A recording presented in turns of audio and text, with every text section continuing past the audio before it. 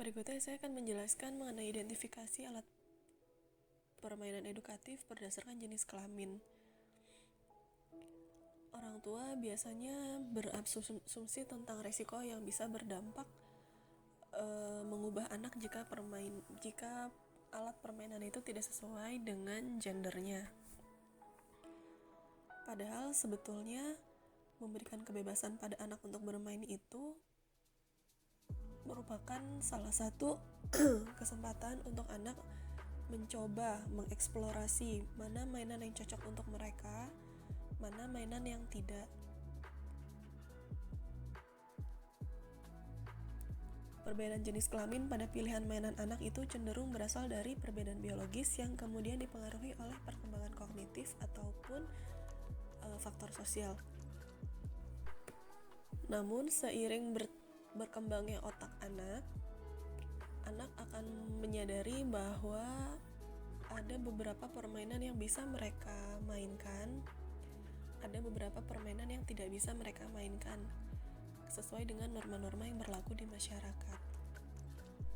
Berikut adalah alat permainan edukatif yang bisa dimainkan oleh anak laki-laki, yaitu puzzle.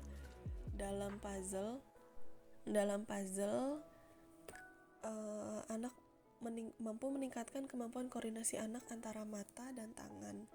Permainan puzzle juga melatih anak untuk menyelesaikan suatu pekerjaan, melatih mereka cermat, sabar, dan memecahkan masalah. Dalam permainan puzzle ini sebaiknya didampingi oleh orang tua ataupun guru, karena semakin susah puzzle, tingkat kesulitan puzzle disesuaikan dengan usia anak. Yang kedua adalah board game. Board game di sini yang dimaksud adalah permainan seperti ular tangga, monopoli, ataupun catur. Dalam permainan ini, anak dilatih untuk mengasah kemampuan dalam mengingat, berhitung, mengatur strategi, dan mengasah logika. Ada pula permainan game komputer. Game komputer ini harus dalam pengawasan orang tua ataupun guru, karena anak masih belum bisa memilih mana mainan yang baik untuk mereka atau sesuai dengan umur mereka, mana yang tidak. Ada juga permainan alat musik. Mengenalkan musik sedari dini tidak ada salahnya, di samping melatih jiwa seni mereka, menumbuhkan kreativitas mereka. Bermain alat musik juga mampu meningkatkan konsentrasi anak pada saat bermain.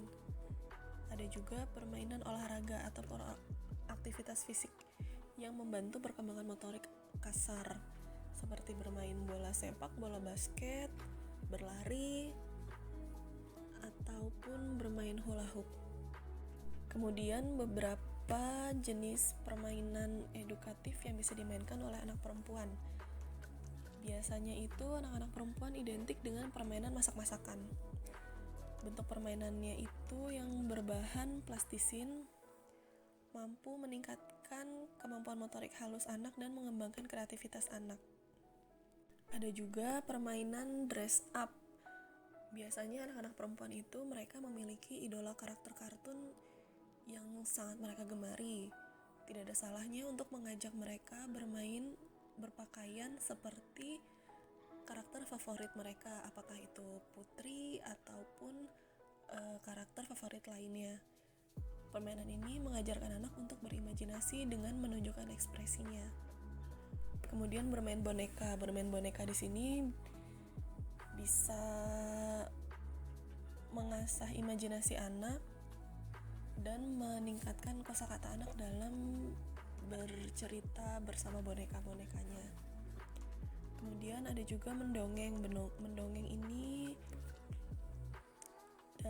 biasanya dilakukan anak bersama guru atau orang tua. Dengan kegiatan mendongeng, kemampuan berbicara anak pun semakin terasah dengan banyaknya kosakata baru yang mereka dengar. Ada juga bermain bunga. Bermain bunga itu yaitu memperkenalkan nama-nama bunga, warna, dan mengajarkan anak berhitung, serta melatih anak untuk berkebun, merawat tanaman, dan mencintai keindahan sejak dini. Kemudian bermain rumah-rumahan. Dengan bermain rumah-rumahan, biasanya anak akan meniru dan mengamati kegiatan apa saja yang orang tuanya lakukan di rumah. Anak akan berpura-pura masak, membersihkan rumah, ataupun kegiatan lainnya. Kegiatan ini merangsang konsentrasi anak dan daya ingat anak dalam mengingat kebiasaan-kebiasaan yang biasa dilakukan mereka di rumah. Permainan-permainan untuk anak laki-laki ataupun anak perempuan pada usia dini sebenarnya ada beberapa yang bisa dimainkan oleh anak perempuan, ada beberapa yang bisa dimainkan laki-laki, ada juga yang bisa dimainkan oleh keduanya.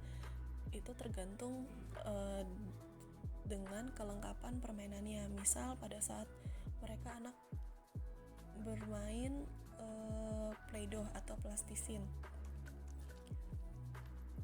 tergantung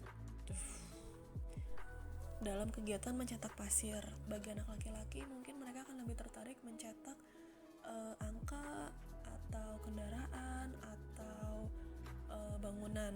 Sedangkan untuk anak perempuan dalam kegiatan mencetak pasir biasanya mereka lebih tertarik untuk mencetak bunga atau rumah-rumahan yang mereka minati gitu, sesuai dengan minatnya.